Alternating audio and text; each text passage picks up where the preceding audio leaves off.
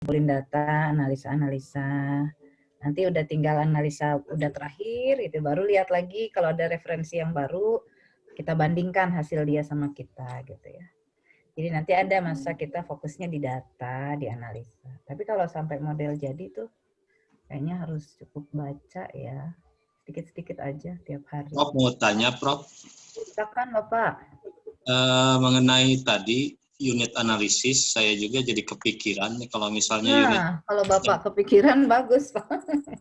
Kalau unit analisisnya adalah perusahaan atau organisasi, Betul. tapi kita kan susah gitu ya untuk mendapatkan data dari satu perusahaan atau instansi. Boleh nggak kita memodifikasi unit analisisnya adalah karyawan, tapi nanti misalnya untuk mengukur kinerja perusahaan dengan kita modifikasi dari questionnaire, misalnya kita ngambil kinerja karyawan, nanti di rata-ratakan, ditransformasi, jadi itu dianggap sebagai kinerja perusahaan atau organisasi. Boleh nggak, Prof, seperti itu? Gini Pak. Jadi kalau itu, kalau karyawannya itu semua mewakili perusahaan, itu bisa. Tapi kalau se-convenience-nya kita dapat, nggak bisa. Jadi misalkan perusahaan kita karyawannya 1.500 ya, misalkan. Kemudian saya ambil 20 nih, saya punya akses ke satu, nggak bisa. Apalagi dia menjadi bagian dari satu divisi, nggak bisa. Jadi tidak boleh pakai sampel di sini ya, Prof? Nggak boleh. Kalau nggak pasti kita bisa punya teknik sampling yang benar ya. Apalagi kalau kinerja karyawan di rata-rata untuk jadi kinerja perusahaan nggak bisa. Karena konstruknya juga akan beda, Pak, kalau kita ngukur kinerja perusahaan ya. Jadi kinerja perusahaan pasti beda ukurannya. Coba nanti cari jurnal, kalau cari keywords-nya benar gitu ya, organizational effectiveness dikasih kurung gitu ya, atau organizational performance. Nanti ukuran-ukurannya biasanya nggak ada individual performance di situ. Oke, siap, Prof. Pasti gitu ya. Jadi mohon dari awal kita aware ya terhadap unit analisis itu. Apalagi Bapak ini ahli statistik kan, Bapak ya? Enggak juga, Iya. Prof. Nah, jadi statistiknya nanti nggak ada masalah. Jadi lebih baik, jadi mungkin nanti harus lebih hati-hati di pengembangan model dan konstruk-konstruknya itu. Siap, Prof. Terima kasih, Ya. Prof. Iya. Lalu misalkan Bapak ingin unit analisis kita organisasi, Pak. Nah, kalau gitu dari awal udah dipikir sambil ngelamun-ngelamun. Kalau zaman sekarang kan Bapak belum jadi proposalnya Bapak Ibu ya.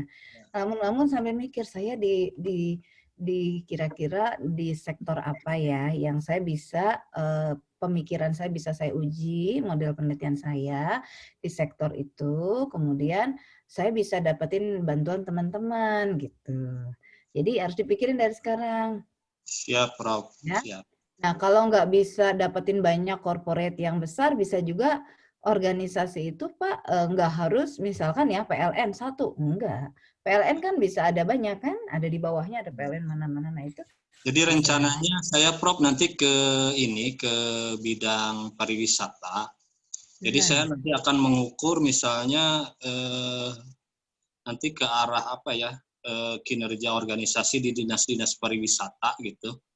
Yang secara ini kalau tidak salah kota kabupaten di Indonesia itu 800 lebih dinas pariwisata. Bagus Pak itu menurut saya penelitiannya. Karena gimana setiap daerah atau dinas-dinas itu bisa memajukan pariwisatanya sangat ditentukan oleh kinerja si organisasi dinas ini. Siap, Nah, Prof. nanti kan di itu Bapak bisa ngukur. Nah, kalau bisa Bapak cari literatur-literatur tuh yang cukup modern ya, Pak. Jangan yang zaman kuda gigit besi gitu. Supaya apa? Supaya mencerminkan juga nanti hasilnya itu bisa diterapkan dan sudah mengandung rekomendasi-rekomendasi yang kekinian sifatnya.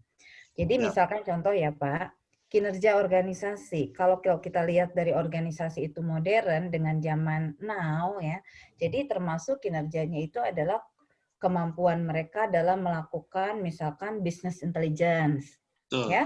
ya kan? Nah, itu harus masuk di dalam variabel yang mengukur kinerjanya si dinas atau si organisasi dinas. Kalau dia bagus dalam hal, misalkan di dalam hal apa ya, dalam hal memberikan layanan apa-apa, ada ukuran itu kan. Tapi kalau yang kekiniannya tidak ada, ya mungkin nggak sesuai dengan perkembangan zaman. Jadi nanti tidak maju gitu ya. Padahal kan daerah tuh maju juga kadang dipengaruhi oleh seberapa baik mereka mencitrakan daerahnya lewat e-commerce, lewat internet gitu Pak ya. Nah itu nanti kalau bisa masuk di model penelitian Bapak. Dan bisa Nanti, ya tadi menarik Bapak intelijen. Ya, contoh saja gitu ya, business intelligence atau marketing intelligence atau atau electronic commerce. Nah, itu harus masuk juga, Pak, karena nanti itu yang bisa membuat model saya ini mengandung kebaruan juga, kesesuaian dengan zaman juga gitu ya. Jadi Bapak kalau ketemu promotor juga lebih yakin, lebih meyakinkan. Tapi jangan ngarang-ngarang bebas, ya makanya saya bilang cari jurnal dulu yang agak-agak baru. Terus nanti, oh iya nih jurnal ada yang membahas nih cukup baru, ada atribut-atribut kekinian. Nah, Bapak bisa berangkat dari sana. Tapi nggak boleh mirip banget kan? Ya jadi tetap ada yang diambil dari sana, tapi ada kreasi atau pemikiran baru kita ditambahkan di situ. Itu ya Pak ya? Siap. Oke, Terima kasih, Prof. Iya, silakan. Bapak Ibu Prof, tadi saya mau ya. Ini apa yang tadi saya kan di APJI ya, Prof. APJI itu Asosiasi Pengusaha Jasa Boga Indonesia. Iya, yang ini catering ekspor ini kan. Yang membawahi catering di Jawa Barat. Kalau saya megangnya Jawa Barat kebetulan, Prof. Nah, kalau bagusnya kalau buat disertasi itu sampling perusahaannya berapa ya, Prof, minimal yang harus diambil? Nah, tergantung ininya. Jadi tuntutan dari tools juga ada ya, Pak ya. Sebenarnya kalau bagus, kalau menurut Her, yang bagus tuh sampel 200 paling sedikit kata dia. Tapi bagus ya 200. Jadi kalau Bapak punya keleluasaan tadi, membernya ada ratusan, bisa dapetin 200 ya bagus. Tapi semua itu tergantung topik ya, Pak. Kayak bimbingan saya ada yang dia di BUMN. Nah, BUMN jumlahnya berapa ya. Jadi bagusnya itu kalau udah hampir populasi semua kita ukur, kita jadikan sampel, tidak sampai 100 pun sudah kategorinya bagus. Gitu kan? Karena udah mendekati populasinya. Nah, Bapak populasinya berapa? Oh, kalau dapat 200 tuh bagus, gitu ya. Tapi ada kebetulan juga saya megang 500 catering di Jawa Barat. Prof, database-nya ada di saya semua kan. Nah, tapi kan nanti Bapak perlu jawaban dari perusahaannya ya. Nah, kalau penelitian yang penting juga nanti Bapak bisa mendapatkan narasumber yang baik ya, yang knowledgeable. Dia bisa berpikir baik, membaca kuesioner juga dia paham gitu ya. Baru nanti kita nyaman ya, merasa confidence mengolah data kita. Jangan sampai ini ada orang dari perusahaan catering ini kayaknya dia bisa ngisi lah. Kalau bisa jangan begitu ya. Kita harus punya kriteria responden istilahnya. Kriteria responden kita buat dengan baik, usahakan itu benar-benar kita terapkan. Supaya apa? Supaya kita juga senang nanti jadi dokter. Oh ya saya dulu risetnya beneran loh. Saya risetnya dulu ini bisa bermanfaat juga buat anggota catering yang lain ya. Betul ya. Jadi cari pimpinannya Pak ya yang cukup ini. Baik. Ada lagi Bapak Ibu, ini kita masih membahas bagaimana kita menyiapkan proposal terutama di dalam pencarian bahan-bahan bacaan ya. Tadi kita masih sampai di situ. Dan kenapa saya ingatkan unit analisis ya karena itu sangat membantu juga pemahaman kita mengenai unit analisis itu. Kalau kita nanti nggak terlalu dari awal aware, nanti mencari bahannya pun bisa keliru gitu ya. Apakah ada yang mau men-share lagi Bapak Ibu di sini? Halo Prof. Silakan. Saya sendiri, judul sih sudah ada Prof, mungkin mohon masukannya.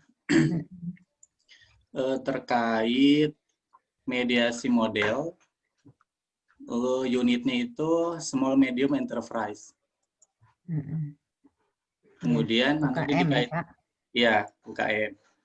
Nah, untuk cakupannya, Prof, kebetulan di sini ada APJI juga nih, kayaknya nyambung juga nih nanti. kebetulan ada Pak Dadan juga nih, UMKM Kabupaten Bandung. Iya, Pak Iya, Dadan ya. Dadan. Nah, ini juga jadi Bisa agak nyambung kolaborasi ini nanti. untuk data-datanya. Nah, yang akan mungkin yang novelty terbarunya itu mungkin di mediasi modelnya, Prof. Model apa dulu Pak yang dimediasi Pak ceritanya? Performanya. Performance based on style sama situasi leadership-nya. Oke. Jadi dependent variabelnya apa tujuan akhirnya yang mau dijelaskan dari model itu? Apanya UMKM gitu aja kalau ditanya singkat. Pak, siapa namanya? Punten. Pak Ade, Prof. Pak Ade, misalkan Pak Ade lagi meneliti apa? Paling gampang kan kalau penelitian kita survei, kita nyebutin pertamanya dependent variabel kita yang paling kanan ya. Ya. Apa itu kalau itu? Gaya kepemimpinan, Prof, sama situasi kepemimpinan. Oh, berarti Bapak melihat, oh sebentar, gaya kepemimpinan. Ya. Kalau kayak begitu yang paling kanan, dia variabel dependent. Berarti Bapak melihat apa-apa saja sih yang membentuk gaya kepemimpinan atau gimana? Berarti bukan nggak berhubungan sama kinerja UMKM dong kalau begitu. Paling ke mediasi modelnya, Prof. Mediasi modelnya itu gimana kira-kira gambarannya? Indirect efek ke ininya, ke UKM-nya. UKM itu artinya kinerja UKM-nya? Lebih ke cenderung ke bagaimana sih gaya kepemimpinan dan situasi terhadap efek ke ininya, Bu, ke UKM-nya. Ya makanya, gini Bapak, kalau Bapak bilang ke UKM-nya, nanti ya saya bantu Bapak nih nanti ketemu promotor juga kalau bicara ke UKM-nya itu Bapak harus jelas. Harus ada suatu variabel yang menggambarkan UKM. Ke UKM-nya itu bisa ada ribuan hal kan? Kepada citra UKM-nya kah? Kepada kinerjanya kah? Kinerjanya aja masih luas. Apakah nanti di dalamnya ada finansialnya gitu dan macam-macam ya. Tapi apakah itunya atau perkembangan UKM-nya, growth-nya gitu ya. Apanya gitu. Jadi nanti harus pakai istilahnya harus pakai nama yang cukup eksplisit Pak. Dengan bahasa saintifiknya itu variabelnya itu Bapak bisa sebutkan gitu. Jadi saya sebenarnya mau fokus meneliti bagaimana gaya kepemimpinan. Nah itu variabel gaya kepemimpinan. Itu nanti mempengaruhi kinerja UKM. Nah, kalau itu juga variabel jelas ukuran nanti. Berarti saya mau lihat UKM yang bagus, yang berkembang, yang inovatif, misalkan gitu ya.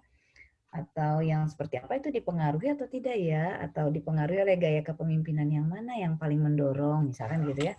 Nah, itu gitu Pak. Jadi yang saya tadi tanyakan kira-kira apa yang nanti menjadi variabel dependen Bapak? Apa yang mau dijelaskan dalam penelitian Bapak? Jadi jawabnya jangan UKM-nya Pak Ade, tapi apanya UKM gitu. Ya Prof. Ya gitu ya. Jadi ada satu riset dia meneliti, katakanlah kalau bahasa sederhana, faktor yang mempengaruhi inovasinya si UKM. Ya banyak juga beberapa anak bimbingan.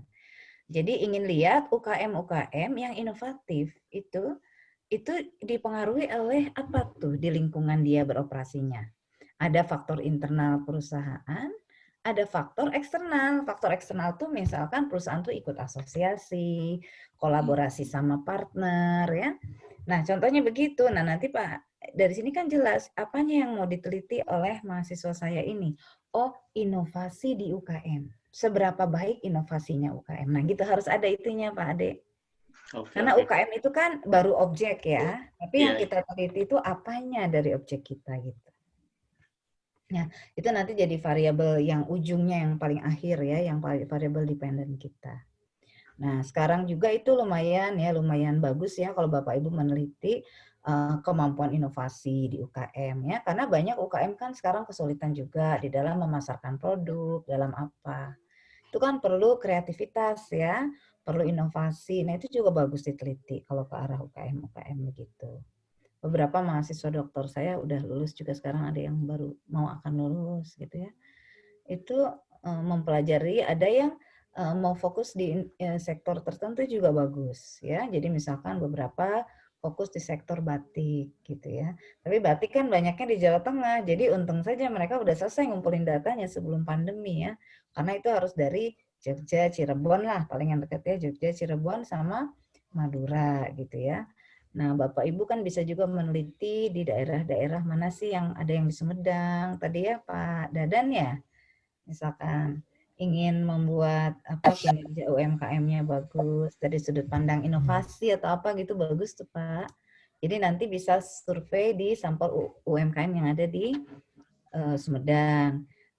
Kalau misalkan UMKM itu kan ada banyak gitu ya klasternya, bisa juga Bapak pilih beberapa klaster. Jadi nanti bisa lihat, oh ternyata untuk klaster yang seperti ini tuh keunikan mereka tuh yang membuat mereka tuh bisa inovatif tuh kalau ada apa gitu ya. Kalau enggak juga nggak apa-apa sih kalau nggak dipilih sektornya. Itu juga bagus gitu. Nah jadi udah jelas dari awal apanya UMKM yang mau kita jadikan perhatian utama atau variabel dependen kita gitu ya, dipilih dulu gitu. Ya, Prof. Oke. Ya, betul, Prof. Nah, Cuma jadi nanti kalau mencari jurnal juga enak Pak. Jadi Bapak misalkan ya sudah ada cita-cita. Kalau dari awal tadi Pak Ade cuma bilang saya mau meneliti UMKM, mediasinya itu belum terlalu spesifik Pak. Mediasi itu bisa mediasi dari apa yang dimediasi gitu. Tapi kalau Bapak misalkan pakai keywordnya jelas, SME, Small Medium Enterprise ya, SME, terus misalkan apa ya, misalkan contoh saja ini, innovativeness ya, Bapak bisa gabung pakai kutip. Nanti ketemu paper-paper yang ada variabel yang ada yang pembahasan khusus mengenai innovativeness-nya UKM gitu. Kan enak. Terus tambahin kata kunci tadi ya mediation misalkan. Jadi nanti lihat efek mediasi juga di sana. Sudah ada nggak paper yang bahas gimana sih memediasi? Oh ya, ditambahkan dengan leadership style. Ya, leadership style karena kan gaya kepemimpinan kan? Tambahin leadership style, misalkan ya SME Innovativeness, tambahin mediation, ditambahin tuh di keyword semua. Nah itu enak. Nanti nyari jurnal-jurnal ketemu, ini udah ada beberapa nih. Cuman mungkin angle mereka beda, saya mau cari yang angle yang berbeda. Gitu ya. Karena kalau Bapak Ibu bikin proposal yang bagus ketika kita menyampaikannya, itu harus dimulai dari pembahasan yang disebut dengan the state of the art itu. Jadi kita harus bisa dengan baik mengkomunikasikan kepada pihak lain dalam hal ini yang pertama tentu promotor ya, adalah bahwa saya sudah cukup membaca ya walaupun belum banyak ya kalau awal bikin proposal, saya sudah membaca beberapa penelitian terkait di area yang saya ingin lanjutkan di dalam penelitian saya. Nah, ini adalah gambarannya. Nah, itu yang Bapak Ibu harus buat di awal ya. Gambarannya itu harus berdasarkan beberapa telaah literatur yang dekat dengan apa yang kita sedang ingin kerjakan ini. Nanti Bapak Ibu akan meyakinkan kalau bicara dengan promotor, ini saya sudah kumpulkan beberapa jurnal. Jurnal ini mengatakan begini-begini, modelnya begini, ada sudut pandang lain begini-begini. Nah, menurut saya ini baik, tapi yang ini mungkin saya akan jadikan dasar. Karena apa alasannya? Misalkan karena ini agak cocok nih dengan kondisi Indonesia, apalagi misalkan Sumedang atau apa dari mana sih. Ini cocok, kami memang di sini punya masalah dengan creativity misalkan gitu. Jadi di paper ini tuh dibahas bagaimana kreativitas itu bisa dipengaruhi oleh kepemimpinan dengan beberapa variabel mediasinya yang lain ya. Karena kan kalau kepemimpinan mempengaruhi inovasi atau creativity itu kan agak jauh mungkin ya. Nah, makanya efek mediasi itu artinya apa sih di tengah yang harus menjembatani supaya kepemimpinan ini akhirnya benar-benar bisa memboosting inovasi atau creativity ini. Ternyata di tengahnya harus ada apa? Kolaborasi antar employee. Ya percuma kepemimpinannya bagus kalau nggak menghasilkan kerjasama di dalam UKM-nya. Kalau mereka nggak kerjasama nggak akan pernah kreatif. Misalkan gitu ya. Nah itu nanti ada variabel mediasi. Ini contoh, jadi ketika nyari referensi, kita coba masukkan beberapa kata kunci penting yang nanti membuat kita, ya ini paper yang saya perlu. Nah, di sini saya dapat banyak pencerahan nih dari paper ini, gitu ya. Kalau tidak pakai, maka kita baca banyak, terus pusing tambah. Jadi, istilah profesor saya waktu minta saya, jangan terlalu banyak baca lagi ya, Rajes. Stop from now onward, dia bilang, you are not allowed to read more literature. Saya dulu S3 di Belanda, profesor saya bilang gitu. Terus dia bilang, the more you read, the more you get confused, but on a higher level, dia bilang gitu. Semakin banyak nanti kamu baca, terlalu pusing, walaupun kamu tambah pinter memang tambah naik levelnya, gitu artinya. Nah jadi Artinya kalau kita mau efektif gitu ya, mungkin cukup ya membaca itu, bukan terlalu banyak, tapi cukup, tapi yang efektif, yang memang di benar-benar area-area yang kita perlukan gitu ya. Kurang lebih Bapak Ibu supaya bisa smart work nih nanti. Ada lagi yang mau tanya mungkin terkait ini Si Prof. penyiapan lah gitu ya, bacaan-bacaan kita, setting up gitu ya. Setting up proposal, pre-proposal itu dasarnya adalah tadi ya, cari fondasi yang mungkin membuat Bapak Ibu lebih cepat dan lebih memudah memahami penelitian yang dituju. Ya. Kalau ini masih lumayan ini hari ini saya nggak begitu dengar ada. Kalau beberapa angkatan yang lalu pernah tuh saya dengar di beberapa kelas tuh ada yang jelas gitu punya sekali mimpi yang saya bilang tadi. Jadi dia udah punya, saya pengen ngembangin ini, karena pengalamannya mungkin banyak di satu bidang. Ya saya bilang itu bagus semua itu kalau udah ada punya banyak pemikiran. Tidur pun mungkin si bapak itu mikirin itu gitu ya. Saya lupa namanya. Banyak beberapa orang. Nah tapi maksud saya itu akan membuat pusing dan nggak lulus-lulus itu kalau nggak dibantu untuk mengkerucutkan idenya itu ke satu gambaran model gitu. Makanya harus cari-cari jurnal lah nanti sambil dikombin sama pemikiran kita gitu ya. Gitu. Silakan, apakah Bapak Ibu ada lagi yang lain? Maaf, Prof. Tadi kepotong yang balance scorecard. Oh iya, saya mau cerita contoh nih supaya Bapak Ibu tergambar. Kalau misalkan melakukan studi S3. Jadi kalau S1, misalkan kita punya balance scorecard itu kan suatu model generik ya.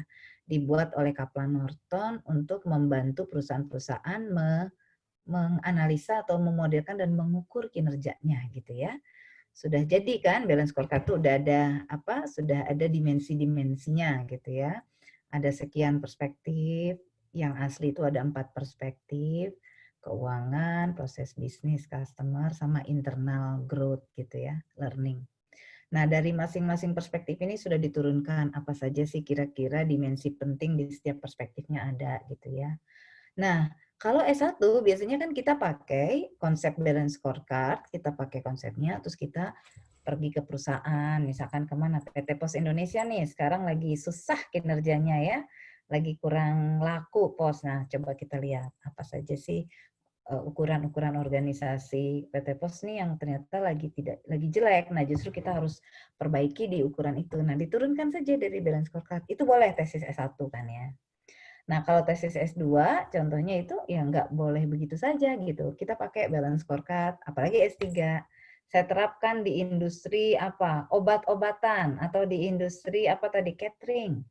Alasan kita karena belum ada penelitian yang menerapkan balance scorecard di industri catering, yang tidak boleh. Itu bukan originalitas gitu. Ya. Tapi yang bisa menjadi originalitas adalah contohnya, nah, Kaplan Norton ini bikin 4 perspektif, ya. Nah, tapi kita bilang, ini kan mungkin 4 perspektif ini cocoknya kalau dia industrinya bisnis sekali, gitu ya. Kalau industri kita non-profit, ya perspektif finansial nggak terlalu cocok kan untuk mengukur kinerja. Nah, itu boleh meneliti gitu. Jadi, menurut saya ini cocoknya untuk industri yang ini. Kalau yang non-finansial, maka menurut saya teliti lagi harusnya tidak ada perspektif finansial, harusnya perspektif finansial diganti dengan misalkan kepuasan dari shareholder atau apalah gitu ya, misalkan atau dampak nasional atau apalah misalkan gitu kalau dia perusahaan nasional ya. Jadi bukan uangnya tetapi dampak kepada masyarakat. Nah, itu boleh kalau begitu, kalau di S2 atau S3 karena kita memodifikasi konsep dalam scorecard-nya. Nah, kurang lebih penelitian Bapak Ibu nanti perlu ke sana arahnya. Kalau misalkan mau menerapkan atau tadi ya ada yang mau menerapkan kayak siapa tadi yang pertama? Yang siapa namanya tadi? Gustina. Siapa? Gustina. Gustina gitu ya, Gustina ya. Contohnya begitu. Jadi dimodifikasi dulu satu-satu komponennya gitu ya. Baru kita melakukan nanti tetap pengumpulan data tuh kita nanti uji coba konsep kita di lapangan, baru kita lihat dari uji coba kita flashback, penambahan saya ini seberapa relevan. Oh, ternyata benar ini cocok dengan penambahan modifikasi ini menjadi lebih applicable, lebih cocok modelnya diterapkan di lapangan dan ini Nah, ini bisa diklaim sebagai kontribusi ilmiah, dipublikasikan ke jurnal internasional yang bagus pun akan bernilai tambah dilihat oleh reviewer. Oh iya ya, ini modifikasi dari konsep, bagus juga ya idenya. Nah, kurang lebih gitu. Nah, jadi Bapak Ibu dari awal ini sekarang kalau Hanya Prof. ini ada suara ya, tolong bisa Prof. Iya. Mau bertanya Prof. Ini suara siapa ya? Ada suara. Nggak tahu Prof. Bu Eli, itunya di mute dulu Bu Eli. Iya. Prof. Sebentar Pak ya. Nah, jadi Bapak Ibu sekarang ini mumpung saya ingat sebentar ya Pak. Jadi kan Silakan. sekarang ini program doktor itu publikasi jurnal itu wajib ya. Wajib. Jadi dari awal Bapak Ibu sudah berpikir juga di dalam membuat model dan apa, langsung mencari apa sih yang saya bisa jual nanti kalau saya nulis jurnal nih, ide apa. Jadi harus ada yang menarik di situ. Ya, misalkan Bapak Ibu di Indonesia boleh aja menonjolkan keindonesiaan, tapi jangan hanya aplikasi atau studi ini di Indonesia, nggak bisa ya. Tapi juga harus dicari, misalkan apa sih yang menjadi kebaruan di modelnya, di konstruknya. Nah, baru ditambah dengan study in Indonesian context, misalkan gitu ya. Ini boleh juga. Itu menjadi tambahan juga suatu keunikan ya dari riset, tapi nggak boleh hanya Indonesianya. Modelnya mirip banget sama yang di Thailand, di Vietnam. Tadi ada yang sudah baca jurnal kan. Nanti saya mau di Indonesia, nggak bisa. Kalau cuma klaim bahwa ini unik, ini kontribusi orisinal karena ini hasil dari case study di Indonesia. Belum tentu. Nah, kalau reviewer jurnalnya ketat nggak diterima. Kecuali kalau dia iseng aja gitu, udahlah nggak apa-apa, kasihan orang Indonesia kadang-kadang gitu ya, terima juga. Tapi kalau ditambah dengan ada kontribusi tadi ya, tambahan komponen atau perspektif yang berbeda, nah itu meyakinkan ya, plus menonjolkan karakteristik negara kita yang membuat suatu model itu menjadi unik atau harus dimodifikasi di dalam implementasinya, itu jadi dilihat oh iya ini modifikasinya smart nih dan cocok dengan konteksnya gitu. Ya. Oke, silakan Pak. Tadi siapa Pak? Begini Prof, mengenai modifikasi atau untuk mendapatkan kebaruan dari satu variabel, apakah itu harus berbasis teori atau hanya berdasarkan pengamatan saja atau dua-duanya gitu? Gini. Ya. Baik Pak. Jadi kalau bisa sih sebagian gini. Sebenarnya banyak juga yang basisnya teori, tapi teorinya itu mungkin karena kita kan ingin menghasilkan kebaruan di satu area ya. Misalkan Bapak areanya apa? Misalkan areanya kepemimpinan apa tadi? Bapak areanya mau apa tadi? Pariwisata, apa? Prof. Di Pariwisata, bidang misalkan kinerja pariwisata gitu ya. Kinerja pariwisata suatu daerah. Kinerja dinas ya, kinerja organisasi dinas pariwisata. Nah, kalau misalkan kita ingin berkontribusi secara saintifik, banyak juga orang yang nyari paper-paper di area yang sama, cuma digabung-gabungin variabelnya gitu. Penelitian A dengan B, C. Nah, saya gabungan dari A, B, C, maka saya punya kontribusi orisinal. Sebenarnya itu bukan kontribusi, ya. Karena kalau saya cuma nambahkan nih satu model variabelnya 3. Saya lihat saya tambahin 2 dari variabel dari model lain, tambahin 2 dari model lain, jadi 7. Nah, itu bukan kontribusi yang bagus. Kalau yang bagus, saya nambahkan dari jurnal yang belum ada di jurnal tadi pariwisata, tapi mungkin ada asosiasinya. Misalkan saya lagi bahas tadi ya kinerja organisasi pariwisata. Saya ambil dari jurnal lain yang membahas tentang modern organizational competence, bla bla bla lah, saya cari gitu ya. Baru saya bilang nih, ternyata orang-orang yang membahas kinerja organisasi, terutama yang tourism organization ini, kok nggak ada yang memasukkan aspek ini, padahal kan di teori organisasi umum ada. Nah, itu boleh. Gitu. Oke, siap. Bagus, gitu. Siap, jadi Prof. kita nggak cuma gabung dari yang teman-teman daerah lain itu kerja. Ya, Prof. Okay. Terima kasih. Oh ya, satu lagi Pak, mungkin sama. Kalau pemikiran sendiri boleh nggak? Nah, kalau menurut saya itu boleh. Asalkan dimasukkan rasionalnya yang logik ya di situ dan yang bagus. Kalau orang lain belum pernah nuliskan di jurnal, kenapa saya nggak boleh? Selama logis. Tinggal dilihat nanti reviewer jurnal kita atau itu dia mengapresiasi nggak pemikiran kita, gitu. Ya, jadi itu bukan tidak boleh, itu boleh kalau menurut saya. Nah, tapi kalau misalkan peneliti muda, peneliti yang belum terlalu berpengalaman banyak, biasanya kan dia akan lebih yakin kalau ada teori-teori pendukung gitu ya. Oke, itu oke, tapi bukan berarti patokannya tidak boleh. Ya, oke. Siap, Prof. Silakan Makasih. yang lain kalau ada lagi. Prof, boleh Ya, ini?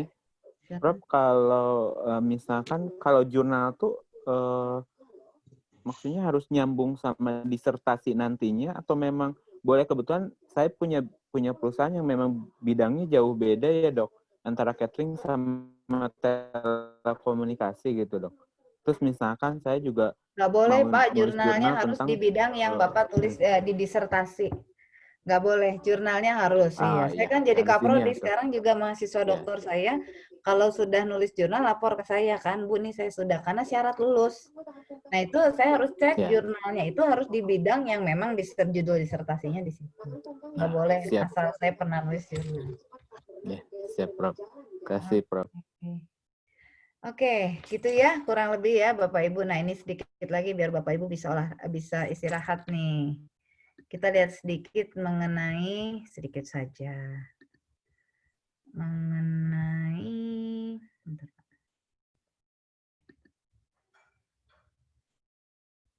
Aku belum di-download, sebentar ya.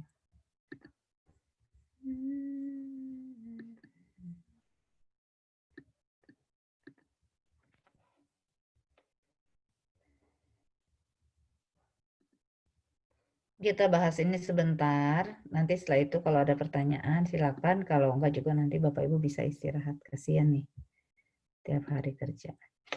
Kita lanjutin sedikit ya Bapak Ibu ya. Udah hadir semua ini Pak, ketua kelasnya siapa ini Pak? Pak Ade. Pak Ade. Sudah, Prof. Udah hadir, baiklah. Kita lanjut sedikit ya, kita ngobrol santai nih mengenai gimana nanti Bapak Ibu memanage pengolahan datanya gitu ya. Share screen. Saya sedang share screen nggak ini? Belum, Prof. Belum ya? Kelihatan, Prof.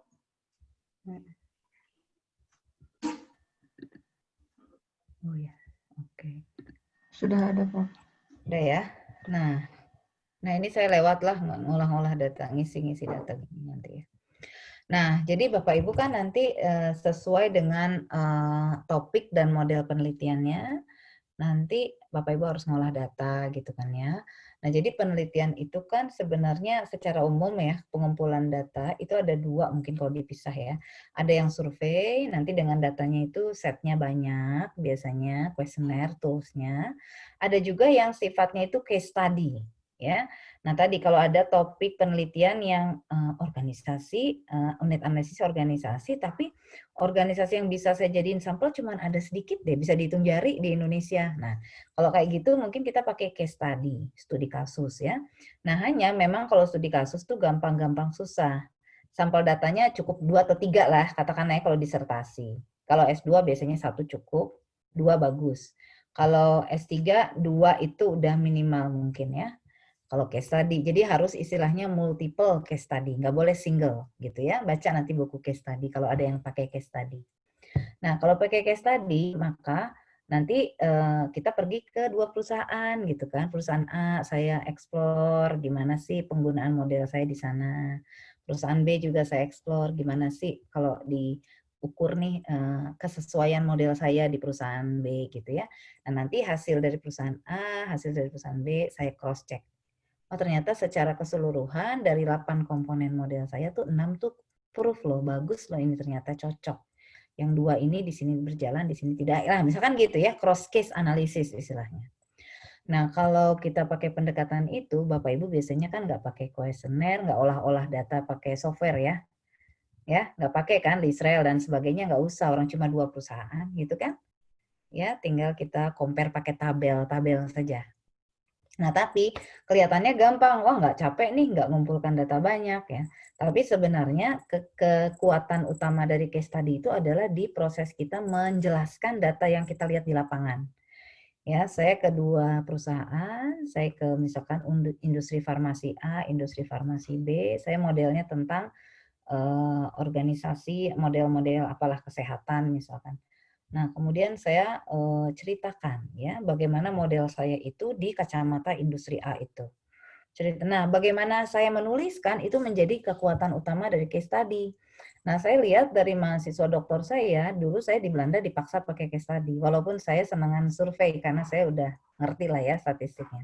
Tapi profesor saya ada 2, yang satu sangat tidak suka survei. Jadi saya dipaksa untuk tidak pakai survei, ya udah saya belajar deh case study terpaksa. Dan ternyata memang yang lama itu menulisnya case study itu. Karena begitu saya nulis begini, Rajesh, it is good, but it is, bahasa Indonesia apa? Kering analisanya. Ceritanya kurang membuat orang membayangkan what is going on, dia bilang gitu.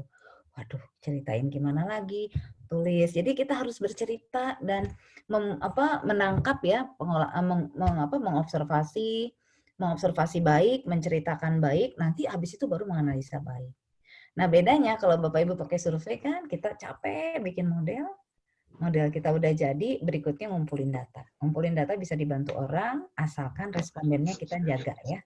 Kriteria responden kita harus kita jaga, jangan sampai yang mengisi bukan orang yang seharusnya atau yang kompeten. Nah, itu kalau udah enak ya tinggal olah dibantu software. Terakhir tinggal dibunyikan dikit lah ya hasil software itu kan. Oh, ternyata ini tidak pengaruh, alasannya kira-kira apa? Kenapa sih di model acuan kami itu works ya, berpengaruh. Oh, di kita enggak nih, survei di Sumedang. Kenapa enggak? Oh, ternyata Sumedang tuh unik. Orang-orangnya sangat individualis, contohnya gitu ya. Jadi teori itu nggak berlaku kalau di Sumedang. Nah, gitu ya, kita harus tinggal jelaskan. Nah, tapi kalau case tadi itu kita harus nulisnya itu harus hidup, semua harus menggambarkan gitu ya. Nah, jadi akhirnya ternyata oh nggak terlalu mudah. Saya mungkin masih cukup bisa belajar case study sehingga masih oke oleh promotor saya. Oke, ini cukup lulus on time. Tapi saya terapkan di Indonesia ke anak bimbingan dokter saya dulu masih agak awal-awal. Ternyata itu lama, lulusnya lama. Lulusnya lama karena nulis case study-nya itu jelek. Ya belum bisa ini. Padahal kan dari 2 perusahaan kan harus bagus. Nah, jadi akhirnya ya lebih banyak yang pakai pendekatan survei. Nah, saya lihat di Unpas juga banyaknya survei kan. Tapi nanti saya cuma menyampaikan karena ya harusnya kan dua-duanya itu mungkin ada gitu ya, ada juga di antara Bapak Ibu yang pakai case study. Nah, nanti ini yang kita bahas sebentar ini, hari ini lebih kepada yang menggunakan pendekatan survei karena kita fokus gimana sih menjaga kualitas pengolahan data, terutama data-data survei itu agar penelitian kita itu memberikan hasil yang baik dari segi pengolahan datanya gitu ya. Nah, itu yang kita akan bahas sekarang secara singkat ya Bapak Ibu. Nah, jadi kalau Bapak Ibu pakai penelitian survei, kan nanti tergantung dari modelnya kita akan melakukan pengolahan data dengan teknik atau metode tertentu. Ya, contohnya saja kalau penelitiannya itu mungkin eksploratory, masih awal, jadi saya ambil topik ini belum banyak yang meneliti di bidang ini. Maka natur penelitian saya eksploratory. Ya, tapi kalau sudah banyak orang meneliti, sudah banyak hasil, maka lebih ke konfirmatori gitu ya. Nah, kalau eksploratory maka mungkin ini contohnya analisis faktor. Ya, itu perlu kita pakai. Kenapa? Ya karena dia masih agak ngeraba-raba nih saya bikin modelnya. Saya ngambil kata si A, kata si B, tapi sebenarnya ini belum terlalu membentuk model perkataan mereka. Nah, saya rancang jadi model. Nah, kalau gitu kan masih eksploratory ya natur penelitiannya. Nah, itu maka saya bisa pakai tools analisa faktor dulu ya. Apakah konsep yang saya jadikan model ini itu benar nggak sih begini? Bahwa ada 5 variabel misalkan masing-masing dimensinya begini. Jangan-jangan ngaco saya. Dimensinya A ketukar sama B misalkan gitu ya. Nah, itu kita pakai analisis faktor. Nah, tapi kalau Bapak Ibu penelitiannya di daerah yang penelitiannya juga sudah cukup banyak. Model-modelnya itu udah mulai terbentuk dari orang-orang lain, tapi saya nambahkan sedikit. Nah, itu kita bisa pakai software yang sifatnya membantu pengujian konfirmatori, ya. Contohnya PLS atau LISREL dan sebagainya, gitu ya. Nah, apapun sebenarnya softwarenya, ya, ataupun apapun metodenya, mau analisa faktor, mau pakai analisa faktor bisa pakai SPSS ya. Kemudian kalau LISREL itu untuk SEM ya, Structural Equation Modeling. Nah, kalau PLS itu sejenis SEM ya, hampir sama dengan SEM, tapi SEM yang dimodified itu PLS SEM namanya, partial least square. Nah, kalau PLS itu seperti SEM yang pakai LISREL atau AMOS, tapi dia bisa membantu untuk kasus kita memiliki data yang tidak terlalu banyak. Nah, itu bisa pakai PLS. Nah, saya pernah dengar gitu ya dari mahasiswa angkatan berapa gitu ya, katanya PLS tidak dibolehkan di Unpas. Nah, gitu ya. Nah, kalau kami di ITB ya boleh, tergantung kalau memang susah nyari sampel datanya untuk dapetin data yang banyak susah karena memang model penelitian atau tempat kita mendapatkan sampel data itu sedikit gitu ya. Ya nggak apa-apa pakai PLS kalau di kita gitu ya. Kalau di Unpas katanya nggak terlalu disarankan gitu. Sorry sebentar, ada apa? Boleh, kenapa mesti tanya?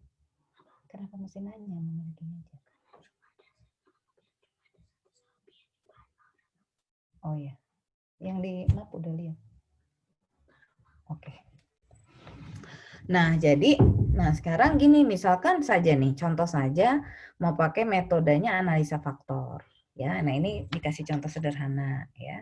Misalkan Bapak Ibu ternyata punya penelitian, ternyata akhirnya di sektor marketing nih contohnya, ya, ingin mengetahui bagaimana sih sebenarnya mengukur kinerjanya perusahaan gitu kan ya. Kinerjanya perusahaan itu sebenarnya apa saja ukurannya dan kalau mau disampaikan secara garis besar tuh apa sih ukuran penting kinerja misalkan gitu. Lalu kita mencari dari literatur ketemu beberapa variabel seperti ini kan V1 sampai V7 ya. Ini kalau kita pakai analisis faktor ya. Nah, analisis faktor ini tujuannya mengelompokkan, mereduksi faktor dari 10 jadi ngelompok jadi 2 atau 3 contohnya gitu ya. Nah, jadi mengurangi kompleksitas. Jadi memudahkan kita di dalam menjelaskan si konstruk itu ya karena dikelompokkan menjadi kelompok-kelompok gitu ya. Nah, yang ingin saya sampaikan sebenarnya bukan teknik melakukan analisa faktor sebenarnya di sesi hari ini. Cuma ini contoh saja.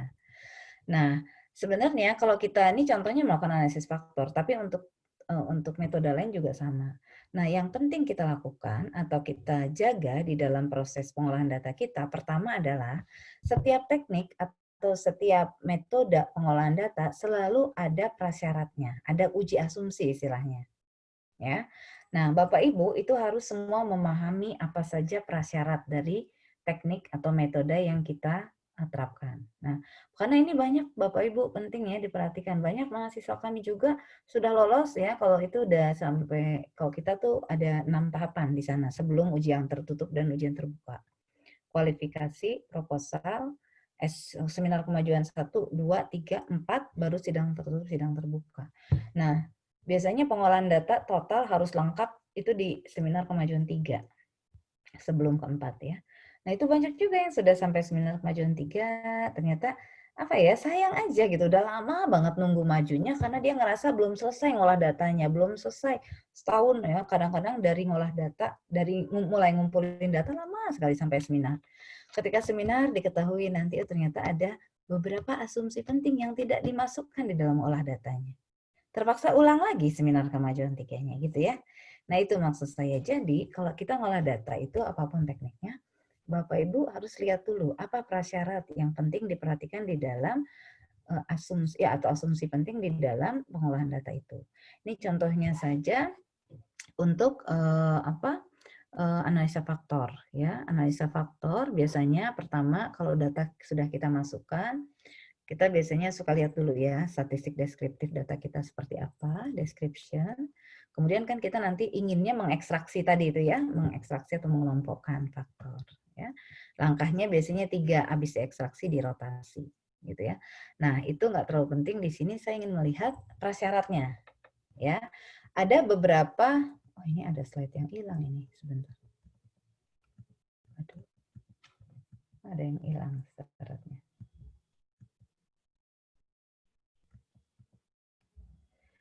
Oke. Jadi ada beberapa prasyarat yang harus dipenuhi untuk analisa faktor ini. Ya, yang pertama itu adalah kita melihat kalau di analisis faktor ini persyaratan dari statistik deskriptifnya. Ya. Nah, ini kita bisa lihat dari tabel ini, yang dilihat dari statistik deskriptifnya ini adalah koefisien KMO misalkan ya, terus Bartlett test of severity gitu ya. Nah, ini adalah contoh kalau di analisis faktor. Jadi ada angka-angka, kalau Bapak Ibu baca metode analisis faktor, diketahui bahwa KMO itu harus dicek dulu dari semua data yang kita masukkan kuesioner kita, KMO-nya itu berapa. Kalau KMO-nya keluar angkanya itu kurang dari 0,5, itu berarti datanya kurang. Nggak boleh dilanjutkan, gitu. Ya, nah contohnya itu menunjukkan bahwa kita harus tambah data lagi, ini nggak bisa difaktorkan, datanya kurang setnya, gitu ya. Kalau kita paksakan ada hasilnya tapi jelek, gitu, nggak bagus, nggak sesuai dengan yang membuat metodenya. Yang membuat metodenya itu udah punya kriteria yang membuat metode itu akan menghasilkan hasil yang tepat apabila prasyarat dipenuhi. Nah ini prasyaratnya tidak terpenuhi contohnya. Kemudian ada juga yang tadi ya, Bartlett test of sphericity ini menunjukkan multikolinearity-nya di antar variabelnya. Kalau tadi kan contoh di depan kita ini ada 7 variabel ini ya. Ya, 7 variabel V1 sampai V7. Nah, ini syaratnya adalah nggak boleh ada multikolinearitasnya gitu ya. Nah, jadi kalau memang persyaratan tidak dipenuhi, jangan dilanjutkan analisis faktornya. Nah, perbaiki dulu gitu ya. Nah, itu. Nah, jadi Bapak Ibu, apalagi nanti yang Bapak Ibu sebagian mungkin ada bantuan ya dari pihak lain membantu mengolahkan datanya. Nah, ini persyaratan dari metode yang kita pakai Bapak Ibu harus pegang. Harus ketahui. Nanti boleh nih Bapak Ibu misalkan dibantu ya oleh ada nih saya punya teman atau orang yang bisa menawarkan jasa mengolahkan data saya pakai Lisrel kah, pakai apa. Pegang dulu syaratnya. Lisrel itu apa sih syaratnya? Oh, data harus sekian. Nanti ada koefisien-koefisien nanti yang harus saya tanyakan ke dia. Ininya berapa, ini berapa. Jangan sampai mempertanggungjawabkannya nanti pas sidang Bapak Ibu bengong. Dan ketika ditanya, ini nggak bisa, ini salah, karena angka ininya begini. Kalau pengujinya ada yang paham sekali, ya metodenya, gitu ya, bukan ada, biasanya sih ada ya harusnya. Nah nanti Bapak Ibu sulitan sendiri. Nah ini yang contoh yang harus diperhatikan, ya. Jadi ini contoh saja kalau dia dianalisis faktor, ya. Jadi kalau kita pakai Lisrel, nanti itu ada beberapa langkah. Kalau Bapak Ibu ya, saya nggak masukkan di sini kalau yang Lisrel. Nah, ini contoh dulu deh ya, kita lihat yang analisa faktor dulu ya. Ini dengan SPSS nih Bapak Ibu ya, ini dengan set data yang dimasukkan ke uji coba. Nanti ada hasil pertama. Nah, ini hasil pertama ini dilihat adalah anti-image correlation-nya ini yang terutama diperhatikan. Ya, di sini ada ahli statistik tadi Pak siapa tuh? Ya, pasti Bapak tahu juga banyak. Dari sini kelihatan variabel mana gitu ya, yang ternyata sebentar.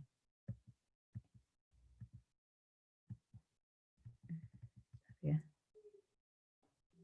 Kayaknya saya membuang-buang slide, banyak yang terbuang nih. Sebentar Bapak Ibu, sebentar.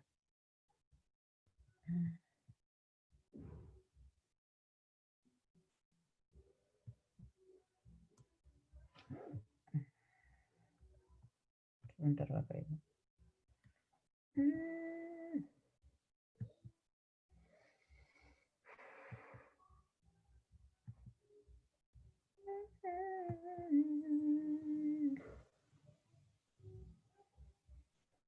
Oke, nah jadi nggak apa-apa ya ini. Jadi harusnya ada slide yang menunjukkan apa saja sih tes uji asumsi dari analisa faktor. Pak siapa di sini yang ahli statistik? Pak Asep Dedi, Prof. Pak Asep Dedi, Prof. Pak Asep Dedi. Syaratnya apa aja Pak Asep Dedi kalau ingat kalau analisis faktor Pak Asep? Kalau analisis faktor saya lupa lagi, cuma tes uji Bartlett testnya, KMO-nya, terus apa ya? Lupa lagi Prof. Sekali. Ini ya kalau ini anti image correlation ini harus dilihat juga diagonalnya itu ya. Kalau angkanya jauh dari 0,5 itu harus dibuang. Berarti dia tidak reliable, tidak bagus. Ya. Dan di gambar ini kalau minus 0,495 juga ada tuh yang V2 ya, tapi itu kan udah deket lah dengan 0,5, itu masih kita bisa pakai perasaan dikit. Oh ya udahlah deket kok ke 0,5, itu masukin aja.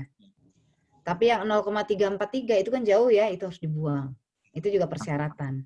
Nah, kalau tidak diuji persyaratannya maksudnya adalah ini masuk semua. Kalau penelitian kita benar, apalagi nanti ya paling ini adalah paling gampang kan pada saat ujian ya. Kalau pengujinya memang dia kebetulan ahli statistik dari Unpad atau apa gitu ya, dari mana.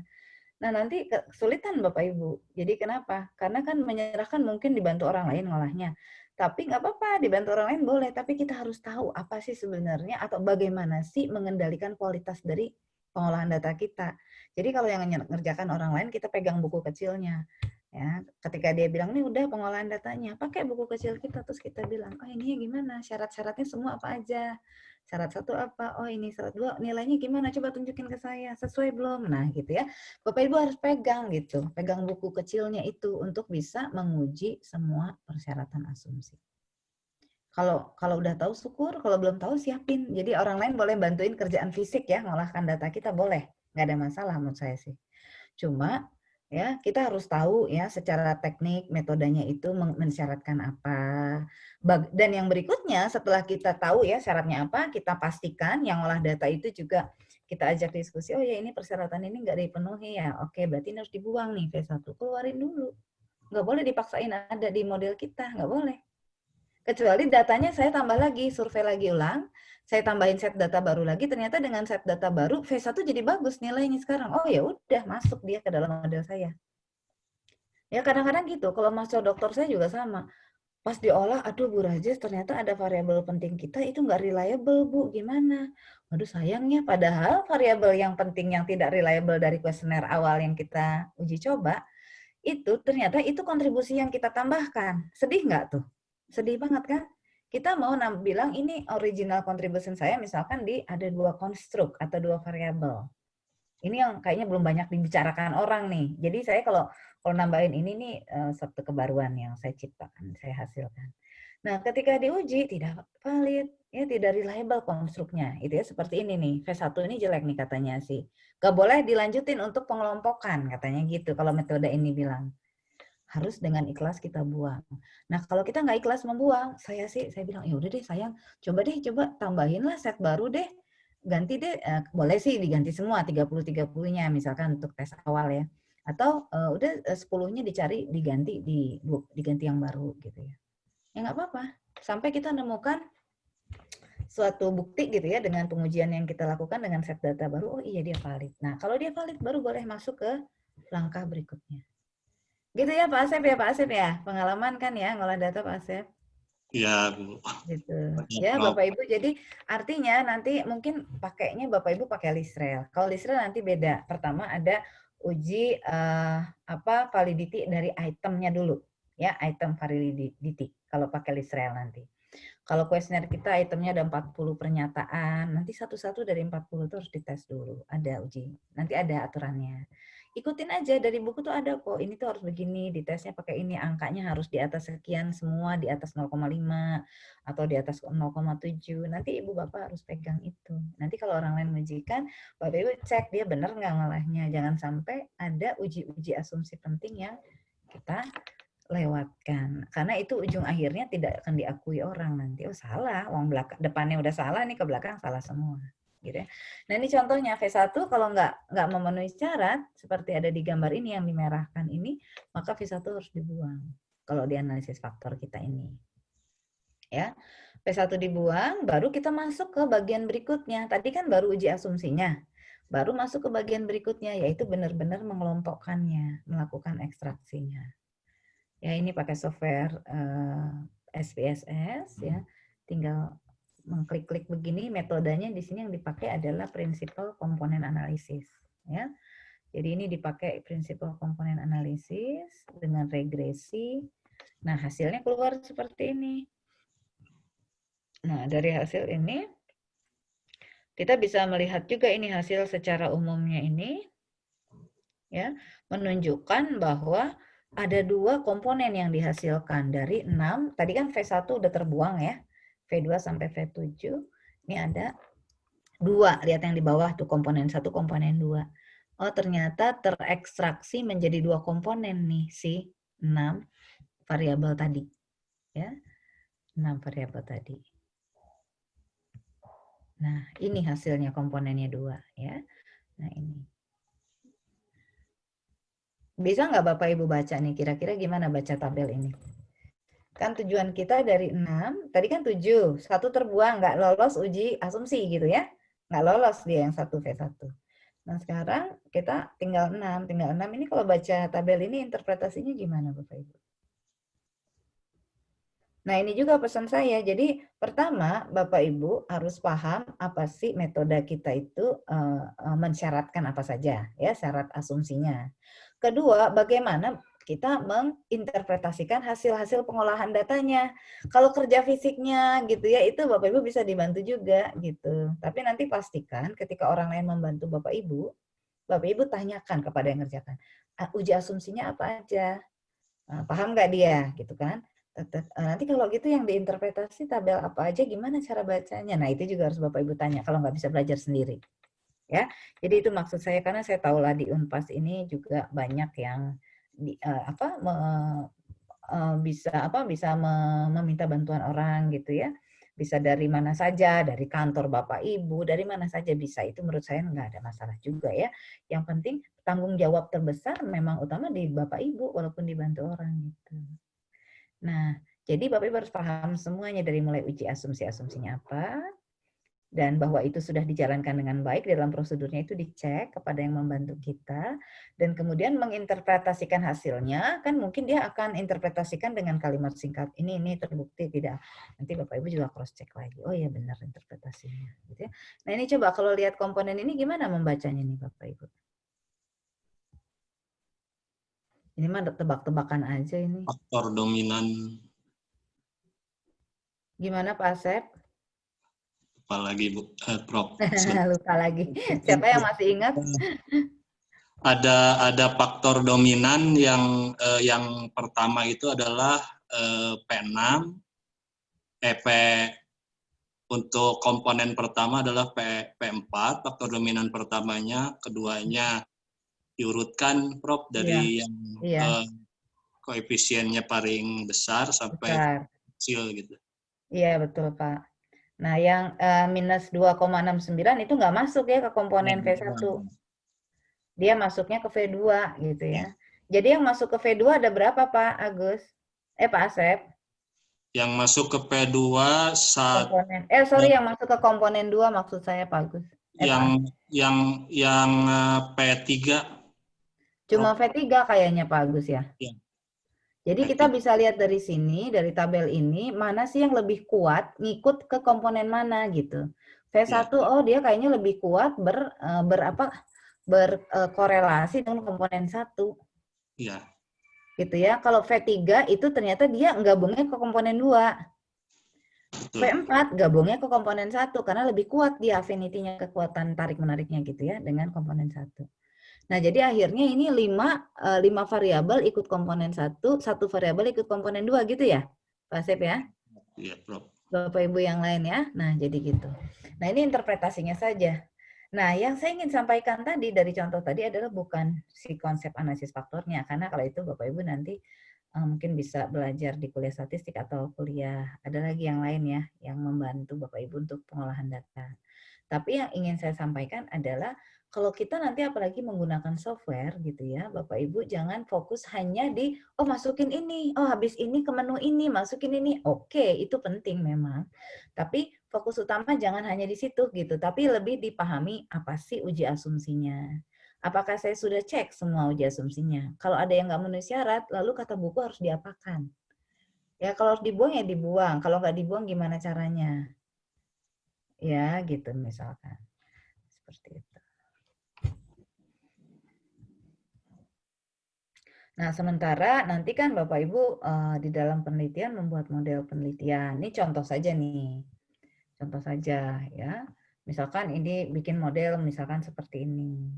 Nah, ini yang Z, ini kan variable dependent yang saya bilang tadi ya, yang paling kanan yang mau kita jelaskan tuh apa sih ujung akhirnya, ya. Itu dependent, variable ujung akhir yang kita mau jelaskan. Kemudian ada variabel Y, ini mempengaruhi. Nah, ini mungkin variabelnya intervening atau mediasi ini. Yang Y ini, ya. Nah, ini adalah antecedent, X1, X2, X3. Ini variabel independent namanya, yang kiri ya. Nah, nanti kalau Bapak Ibu mengolah data, ya kalau misalkan penelitian kita tadi ya, penelitian kita itu sudah konfirmatori naturnya, maka ini nggak perlu dianalisa faktor lagi nih, X1, X2, X3 kan dia udah punya dimensi ukurannya masing-masing. X1 misalkan diukur oleh X1 misalkan diukur oleh X11, X12, X15 sampai 5 gitu ya. Itunya nggak usah dianalisa faktor Bapak Ibu. Kalau misalkan sudah konfirmatori ya, karena itu sudah mature. Tapi kalau dia baru, era penelitiannya masih baru, ini Bapak Ibu walaupun sudah bikin, sudah distrukturkan, tetap aja harus dianalisa faktor dulu. Gitu ya Pak Asep ya? Betul ya Pak Asep? Ya, Prof. Gitu ya, jadi harus dianalisa faktor. Jangan sampai kita salah gitu ya, karena kita baru mencoba merumuskan gitu ya. Misalkan kalau Bapak Ibu pakai model Parasuraman untuk mengukur kualitas layanan ya, kualitas jasa dan sebagainya, itu kan sudah mature ya ukurannya ya, model Parasuraman itu SERVQUAL ya. Nah, itu nggak perlu lagi di analisa faktor, malah nanti kita salah-salah malah kita ngacak-ngacakin yang sudah benar dari Parasuraman gitu ya, karena dia udah mature model Parasuraman itu. Nah, jadi tolong nanti Bapak Ibu, pesan saya nih kalau ngolah data, pertama pelajari dulu teknik itu dipakai itu kondisinya harus seperti apa. Apakah semua jenis penelitian saya butuhin nih analisa faktor, tidak gitu ya. Saya butuhnya nanti langsung aja ngolah pakai LISREL. Ya, kalau penelitian saya konfirmatori. Tapi kalau penelitian saya baru banget eranya ini areanya, saya bikin model, oh ya saya eksploratory dulu. Jadi saya harus pakai analisa faktor dulu. Kalau udah baru lanjut ke uji hipotesisnya. Ya, gitu. Nah, softwarenya nanti kalau pakai LISREL, lihat juga uji asumsi LISREL-nya itu gimana.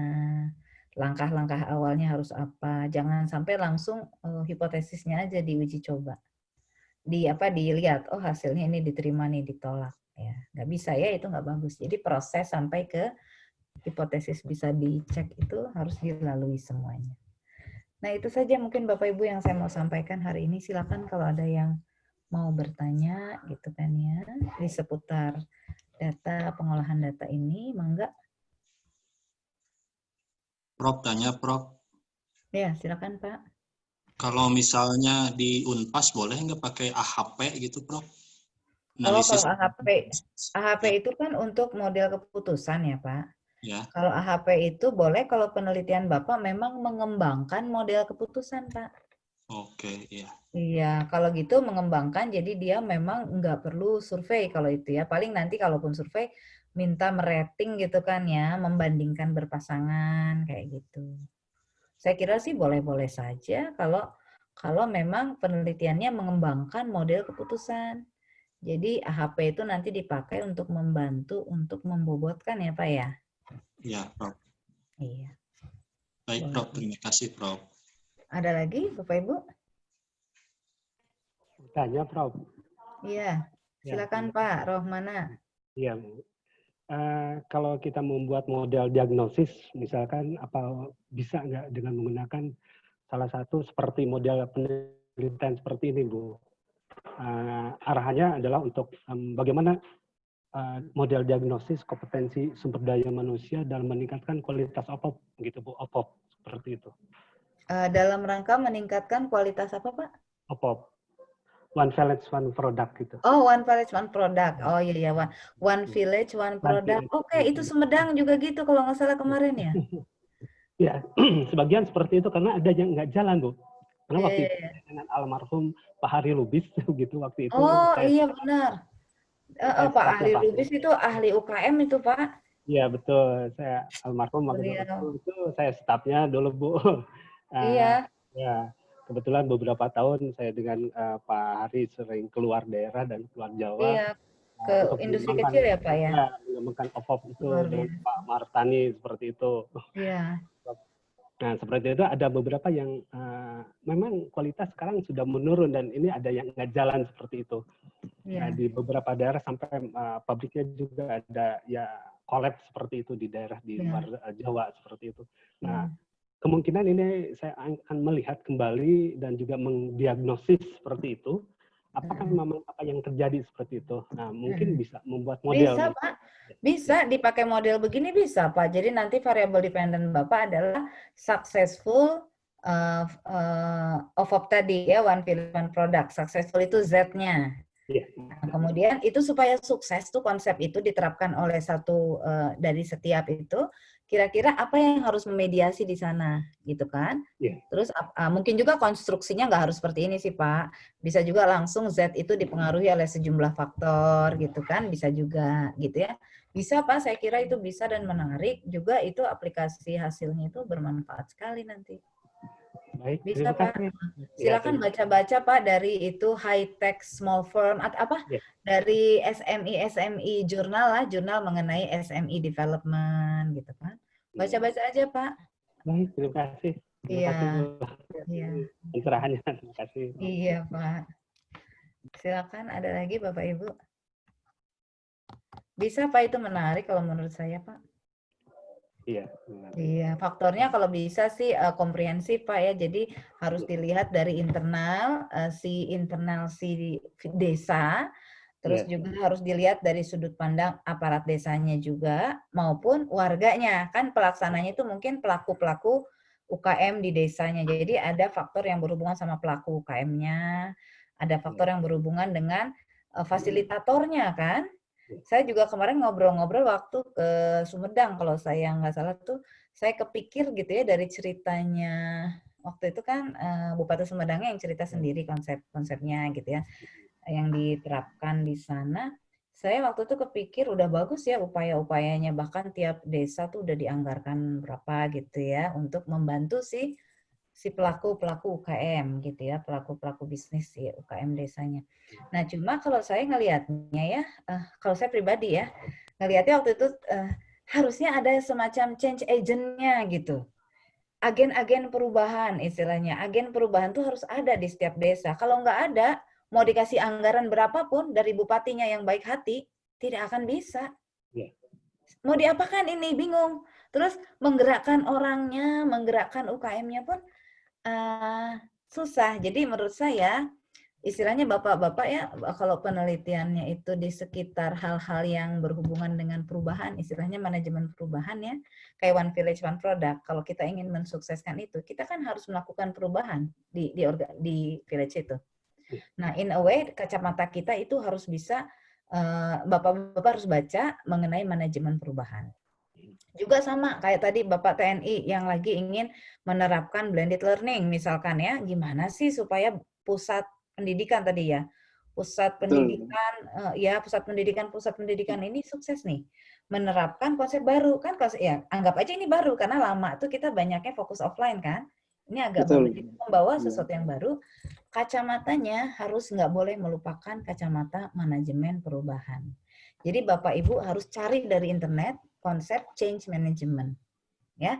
Nah di situ ada beberapa orang menulis mengenai itu dan ada model-modelnya, ya banyak di situ. Jadi apa-apa saja yang harus kita perhatikan karena dari sudut pandang tertentu dia adalah suatu proses transisi sebenarnya, berubah dari cara kerja lama menuju ke cara kerja baru. Jadi walaupun faktornya mungkin nggak melulu hanya proses dari kacamata manajemen perubahan, ada faktor lain juga, tapi kacamata manajemen perubahan itu harusnya menghasilkan beberapa variabel di situ. Ngerti nggak maksud saya Bapak Ibu? Ya, sementara ketangkap ini. Ketangkap ya. Jadi jangan sampai melupakan. Kalau enggak nanti kita cuma fokusnya misalkan yang blended learning ya, fokus kepada fasilitasnya. Ya, fokus kepada instruktur-instrukturnya harus gimana gitu kan. Ya, kalau kami sebut 10 komponen.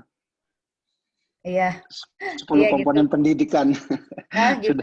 Sudah normatif Iya. sekali itu. Iya Pak, nanti itunya juga iya, tapi kacamata lain dari sudut pandang Betul. organisasi, gimana sih bringing new changes in organization, nah itu harus dimasukkan. Karena kalau tidak, nanti nggak akan successful juga gitu. Jadi Terima ibaratnya yang saya kasih. sampaikan tadi, change agent itu hampir di semua topik-topik yang berhubungan dengan perubahan itu relevan. Lalu ada istilahnya champion ya Pak ya, champion. Champion juga sangat penting. Jadi misalkan Bapak nih, Pak Hilman ya, siapa yang dari TNI tadi? Betul. Pak Hilman. Hilman, Bu. Iya, Pak betul, Hilman ya, Prof. contohnya misalkan Pak Hilman. Pak Hilman menggebu-gebu luar biasa, terus nah ingin mensukseskan dulu pilot project di satu pusat ya, pusat pendidikan.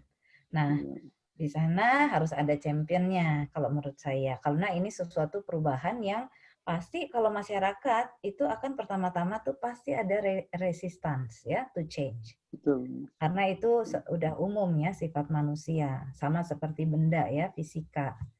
Ya, selalu ada gaya gesek ya yang menambah. Gesekan dia. Jadi selalu gitu. Jadi kita harus beri dorongan.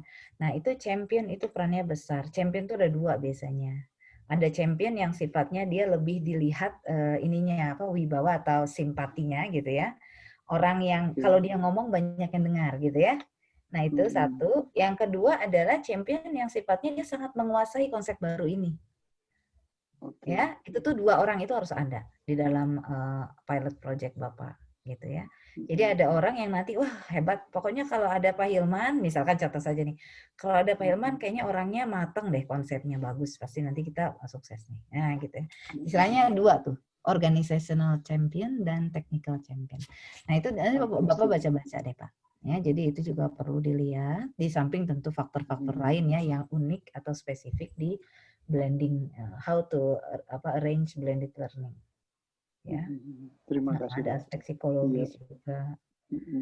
Gitu ya. Nah, jadi gitu Pak tadi jadi konteksnya bisa macam-macam ya, unit analisisnya bisa macam-macam, tapi kalau nanti ngembangkan model ya harus cukup ini ya, kok komprehensif lah bisa dibilang, jangan sampai fokusnya ke blended learning aja. Ya, tapi kan kita lagi ingin merubah organisasi ya, jadi harus agak lihat beberapa angle gitu. Nah, gitu. Juga yang menarik nih, kalau ada lagi yang mau bertanya silakan ya, saya tunggu, tapi saya sambil ngomong gitu ya. Kalau ada yang ini angkat tangan aja atau bilang saja. Ya, jadi apalagi dengan pandemi begini nih Pak, kalau saya lihat banyak juga pandemi ini menuntut inovativeness tuh di organisasi. Jadi penelitian-penelitian ke arah sana mungkin bagus juga kalau menurut saya sekarang. Ya gimana sih membuat inovatif environment di dalam organisasi gitu ya. Atau yang belajar teori organisasi kan istilahnya organizational learning ya, learning organization. Ya, seperti itu. Awalnya mohon maaf ya. Awalnya saya juga melihat organisasi TNI itu dari sudut learning organization. Karena beberapa negara maju, mereka memang ada statement yang pernah saya baca bahwa hierarchies organization impossible be implemented in learning organization. Itu ada hal yang mendasar. Tapi beberapa angkatan bersenjata negara maju, dia sudah memproklaim bahwa dia sudah menjadi learning organization 10 tahun seperti Singapura. Kalau US dia setelah perang Korea dia sudah menerapkan learning organization. Nah ini juga saya sudut pandang ini saya kemarin mencoba melihat, walaupun pandangannya manajemen sumber daya manusia, saya akan melihat kan intinya bukan apa yang sepengetahuan saya, batas pengetahuan saya, learning organization itu berarti menjadi system thinking. Mereka berpikir bersama sebagai agent of change. Gitu. Saya mau melihat sampai di mana ya, tapi kemarin melihat karena saya lama di Lemdik, terinspirasi lagi ada dari salah satu pembimbing kemarin, bukan pembimbing, pada saat memberikan mata itu. Dia bilang, mengapa tidak blended? Wah, saya bilang ini akan lebih simpel lagi saya melihatnya, karena memang fokus selama ini di bidang saya juga. Ya. Tapi awalnya memang mau melihat learning organization itu. can be implemented Organization in. juga menarik juga sih Pak. Ya Iya, blended betul. juga sama aja. Cuma kalau learning organization itu kan kayaknya Bapak jadi kayak mencoba meneliti hal yang tadinya cukup mendasar gitu kan. Ada yang bilang nggak akan Betul, bisa di Indonesia gitu kan. betul, betul. Bisa Iya. juga Terutama di di, menurut saya sih terutama mungkin di TNI. iya di TNI maksudnya, bukan di Indonesia, maaf Iya, Pak, maksud TNI. iya, Kalau menurut saya ada yang memang aspek tertentu ya kayak Ipolexos Butuhankam itu kan nggak bisa diapa-apain ya Pak ya. Ya memang itu sudah, patokan ya, iya, sudah mazhab betul. bisa dibilang. Kalau menurut Iya. saya itu sih memang kita harus pertahankan dan memang tidak untuk di inovasikan gitu ya mungkin ke Betul. arah macam. Tapi mungkin di luar itu ada yang sifatnya pola kerja, kolaborasi ya Betul. bikin TNI gitu kan, itu kan Iya, juga membutuhkan pembelajaran ya supaya lebih bagus betul. lagi gitu. Sistem lah, secara sistem ngelihatnya apakah kita efisien enough gitu ya Pak ya. Betul. Ya kan, betul. nah yang gitu-gitu saya Iya. kira sih bisa Pak. Saya kira Iya, itu termasuk menarik juga pemberdayaan personel, pemberdayaan Iya. pengawal organisasi yang memiliki creative innovation and critical thinking. Dua hal ini yang Betul.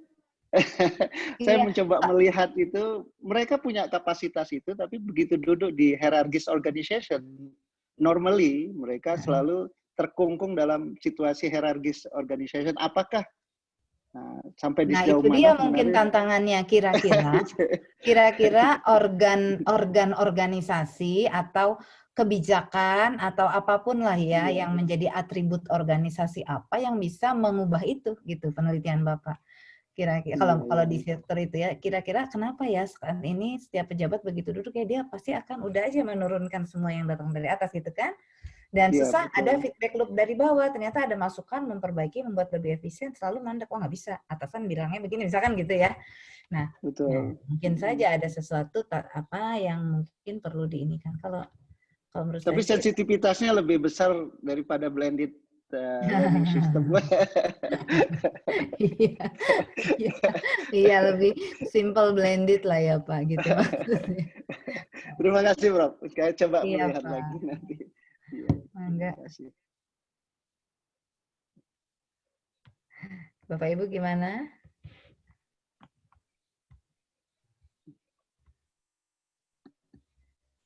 Oke, kalau bahannya cuma sampai di sini ya Bapak Ibu ya. Silakan kalau ada pertanyaan. Prof, Apakah silakan. apakah boleh nanti ketika penyusunan mau sharing gitu Prof dengan Prof? Pada saat penyusunan, maksudnya? Saat disertasi. Oh, disertasi. Ya. Oh iya, kalau itu nanti kontak-kontak aja. Oh, ya. Iya. Boleh minta kontak atau emailnya Prof? Oh, boleh Pak. Boleh Bu. Nanti saya tulis ya di chat ya. Kasih Oke. Prof. Iya, iya.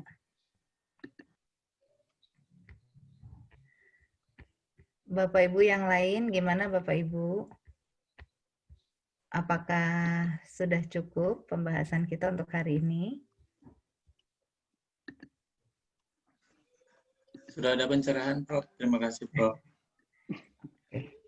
Baik, kalau begitu Bapak Ibu semuanya. Sebentar. Stop sharing.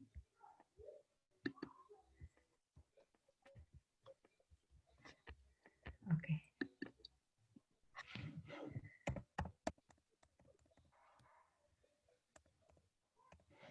Itu ya nomor itunya. Oke, kalau begitu Bapak Ibu semuanya, saya kira cukup ya sesi kita untuk hari ini. Semoga walaupun diskusinya secara online seperti ini, ada ya sedikit pencerahan, mudah-mudahan.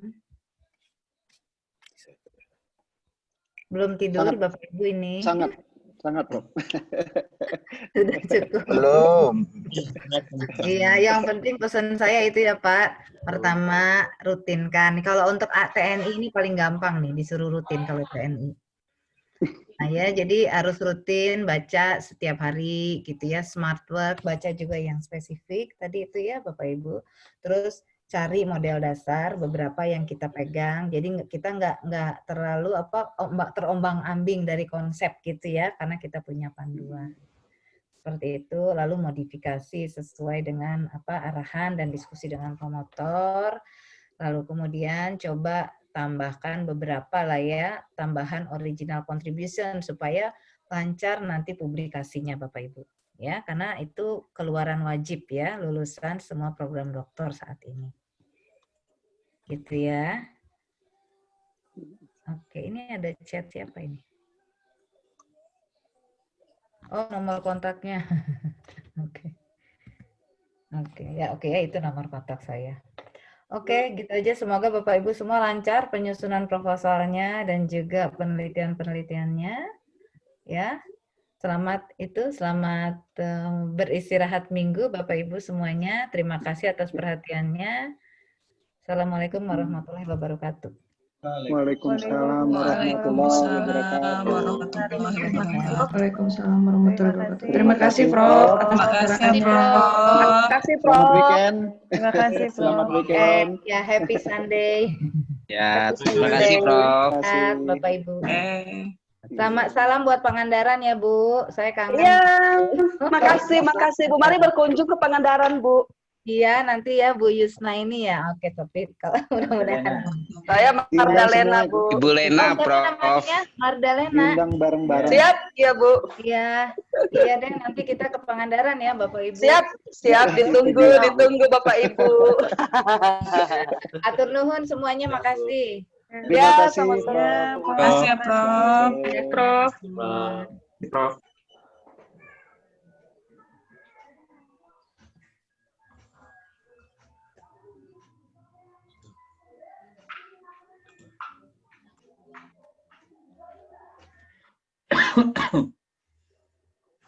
Bapak Ibu izin live dulu ya, saya duluan ya. Mangga Ibu, mangga. Terima kasih. Assalamualaikum. Saya juga Bapak Ibu mau izin ya. Ya. Terima kasih. Assalamualaikum warahmatullahi wabarakatuh. Waalaikumsalam warahmatullahi wabarakatuh.